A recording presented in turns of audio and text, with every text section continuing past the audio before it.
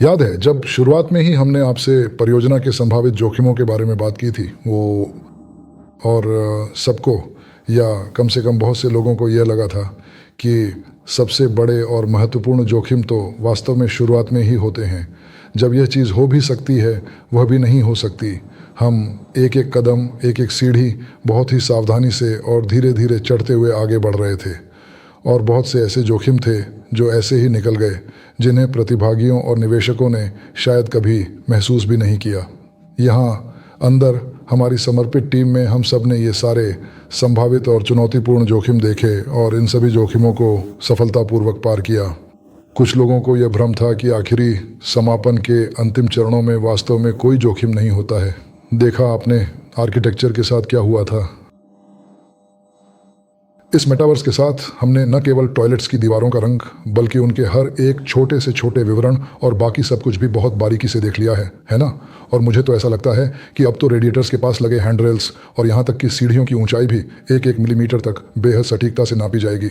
इसके सामने बाकी सारी पुरानी और कम महत्वपूर्ण चीज़ें अब पूरी तरह से इतिहास बन जाएंगी और उनका कोई महत्व नहीं रहेगा।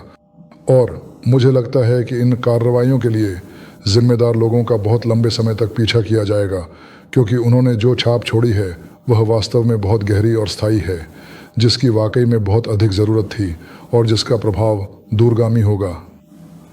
मुझे लगता है बहुतों ने अपनी अपनी कंपनियों में जाकर सीढ़ियाँ देखी, सार्वजनिक स्थानों में रेडिएटर और इसी तरह की चीज़ें, लेकिन अब वह समय वास्तव में बीत चुका है। इसीलिए जैसा कि कहा जाता है, जो कुछ भी बीत गया और जो भी चोटें तुम्हें लगीं, अगर तुम उन्हें ठीक से देख सकते हो तो तुम निश्चित रूप से उनका सामना कर सकते हो और वे तुम्हारे लिए कोई खतरा नहीं बनती।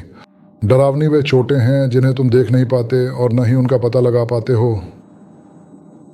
इसलिए हमने आपके साथ मिलकर बहुत कुछ सफलतापूर्वक पार कर लिया है और अब हमें संचालन की अनुमति प्राप्त करने के लिए बस कुछ ही अंतिम और महत्वपूर्ण कदम उठाने बाकी हैं।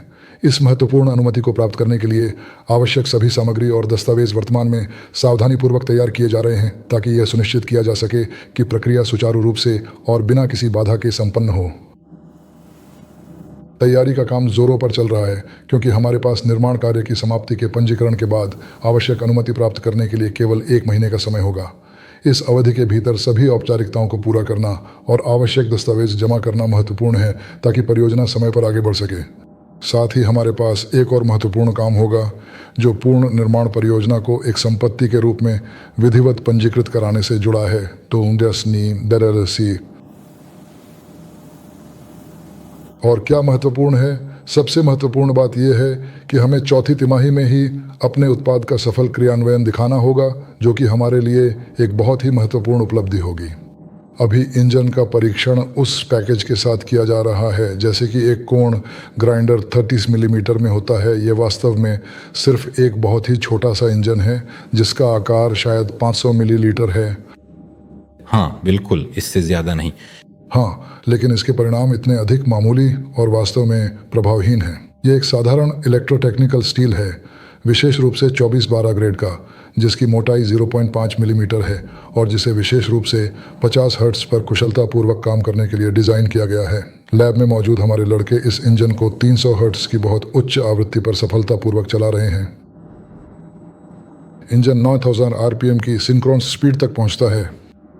इसे और ऊपर ले जाना बहुत ही अधिक मुश्किल है, क्योंकि लोडिंग मशीन इतनी अधिक स्पीड को बिल्कुल भी संभाल नहीं सकती है। इसीलिए अभी इससे ऊपर नहीं जा रहे हैं। और यह इंजन हमारे पास केवल 1.79 किलोवाट की शक्ति के रूप में प्रदर्शित कर रहा है। यहाँ स्लिप लगभग 3% है और इंजन की दक्षता 80.2% है। तो ये काफ़ी साधारण से नतीजे हैं। अगर आप इतनी शक्ति वाला कोई आम इंजन देखेंगे तो वह कुछ ऐसा ही होता है। हाँ, काफ़ी मजबूत और प्रभावशाली। इसलिए यह सिद्ध हो गया है कि स्लावियानका के औद्योगिक उत्पादन के तरीके का अस्तित्व का प्रमेय पूरी तरह से मान्य और व्यवहार्य है। ऐसा इसलिए है क्योंकि वाइंडिंग को मानक मशीनों पर मानक समाधानों के साथ कुशलतापूर्वक खींचा जाता है। सेक्शन भी उन्हीं मशीनों पर खींचे जाते हैं जो सामान्य इंजनों के निर्माण के लिए इस्तेमाल होती हैं, जिससे उत्पादन प्रक्रिया में एकरूपता और विश्वसनीयता सुनिश्चित होती है। फॉर्मिंग मशीनें वही हैं, सारा वही उपकरण है जो सामान्य इंजनों के निर्माण में इस्तेमाल होता है। हमने कोण ग्राइंडर के लिए कंट्रोलर की एक परीक्षण असेंबली बनाई है, जो कि एक महत्वपूर्ण और आवश्यक कदम है। अगर पहले हमारे पास केवल एसएमडी सतह पर लगे हुए कंपोनेंट्स थे तो असेंबली हमारी लाइन पर की गई थी। अब हमारे विशेषज्ञ ये हैं इगोर निकोलाएविच, सर्गेई अलेक्जेंद्रोविच। उन्होंने सिलेक्टिव सोल्डरिंग इंस्टॉलेशन शुरू की और लीडेड एलिमेंट्स को असेंबल किया। अलेक्जेंडर एवगेनियविच ने सीएनसी मशीनों पर पहले से ही औद्योगिक तरीके से कई हीट सिंक बनाए। तो ये छेद ड्रिल करना और थ्रेड काटना है। ये ऑपरेशन भले ही साधारण लगे, लेकिन इसे भी स्वचालित किया जा सकता है। तो हमने पूरी तरह से जांच की और एक परीक्षण असेंबली सफलतापूर्वक बनाई। प्लेट के हीट सिंक की समानांतरता लगभग पूरी तरह से परिपूर्ण है। पावर एलिमेंट्स के साथ थर्मल संपर्क भी बहुत ही बेहतरीन है, इसलिए काम बहुत ही उच्च गुणवत्तापूर्ण हुआ है। अब यह मैनुअल असेंबली बिल्कुल भी नहीं है, जब हम पहले हाथ से सोल्डरिंग किया करते थे।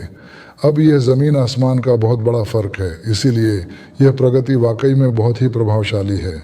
यही हैं ताज़ा खबरें। ये छोटे छोटे कदम भले ही अभी मामूली लगें, लेकिन ये एक महत्वपूर्ण बदलाव का संकेत है।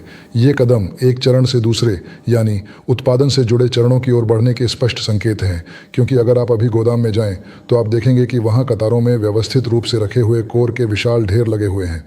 ये कोर के ढेर वे महत्वपूर्ण घटक हैं जिनमें पहले से ही स्लॉट इंसुलेशन सावधानीपूर्वक लगाया गया है, जो उनकी कार्यक्षमता और सुरक्षा सुनिश्चित करता है। वर्कशॉप में लटकी हुई कई वाइंडिंग की गई सेक्शनें काफ़ी बड़ी संख्या में दिखाई देती हैं। तो तैयारी चल रही है और धीरे धीरे ये सारी तकनीकें शुरू की जा रही हैं। अब फंड्स की आमद के बारे में बात करते हैं। अगस्त में कुल 26 मिलियन रूबल प्राप्त हुए थे। यह राशि 2 किश्तों में आई थी। पहली किश्त 12.5 मिलियन रूबल की थी और दूसरी किश्त 13.5 मिलियन रूबल की थी। सारा पैसा व्यावसायिक गतिविधियों पर ही खर्च किया गया। इसमें मुख्य रूप से उपकरणों और आवश्यक सामग्रियों की खरीद पर व्यय शामिल था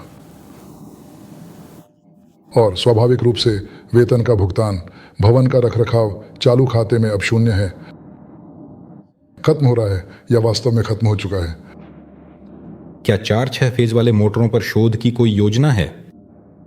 संयुक्त वाइंडिंग्स वे 3 फेज नेटवर्क में जोड़ने के लिए 6 फेज की होती है। 4 फेज पर भी काम किया गया है, लेकिन साथियों हर चीज़ का अपना समय होता है। हाँ, और पहले एक चीज़ का व्यवसायीकरण करना चाहिए, फिर दूसरी चीज़ पर काम करना चाहिए।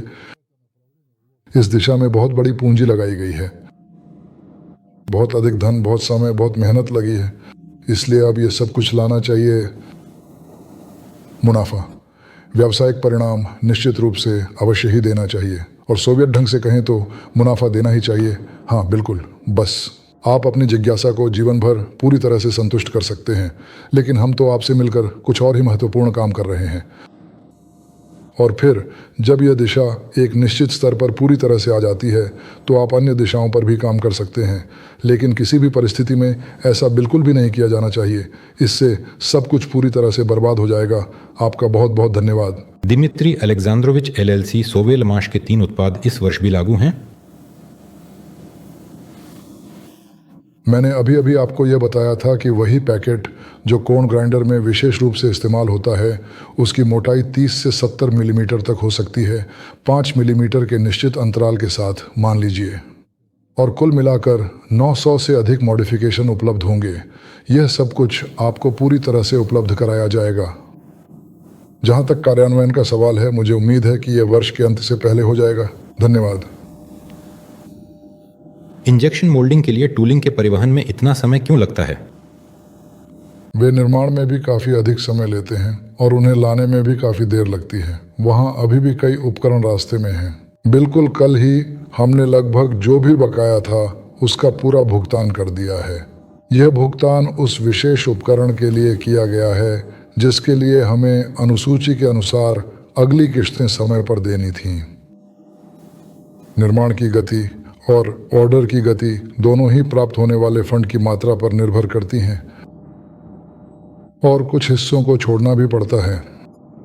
क्या भविष्य में उन कंपनियों के साथ सहयोग करने की योजना है जो ड्रोन निर्माण में विशेषज्ञ हैं, ताकि उनके अनुभव से सीखकर उत्पादन को तेज किया जा सके? हम वास्तव में इसमें बहुत अधिक रुचि रखते हैं कि हमें ड्राइव सिस्टम में विशेषज्ञता हासिल करनी चाहिए और किसी और को ड्रोन निर्माण में विशेषज्ञता हासिल करनी चाहिए। फ्लाइट कंट्रोलर किसी एक को बनाना चाहिए, वहीं निगरानी कैमरे और गोला बारूद ये पूरी तरह से अलग अलग लोग बनाने चाहिए। फ्लाइट कंट्रोलर भी किसी को बनाना ही होगा। खुद फ्रेम यानी ढांचा उसे भी किसी और के द्वारा ही बनाया जाना चाहिए। इसलिए विशेषज्ञता और आपसी सहयोग का उपयोग करना अत्यंत आवश्यक है। हर चीज़ को एक ही जगह पर बनाना वास्तव में कोई मतलब नहीं रखता है। ये बिल्कुल गलत है, पूरी तरह से गलत है। और अब हम उन कंपनियों के साथ सक्रिय रूप से बातचीत कर रहे हैं जो विशेष रूप से विद्युत मशीनों की मरम्मत का कार्य करती हैं और जो भविष्य में विद्युत मशीनों के उत्पादन के क्षेत्र में भी आगे बढ़ना चाहती हैं। क्यों ना उन्हें कुछ ऐसे महत्वपूर्ण काम सौंप दिए जाएं जो वे अपनी विशेषज्ञता के आधार पर सफलतापूर्वक कर सकते हैं। कृपया ये पहला कदम है। हम इस तरह के सहयोग के लिए तैयार हैं। धन्यवाद।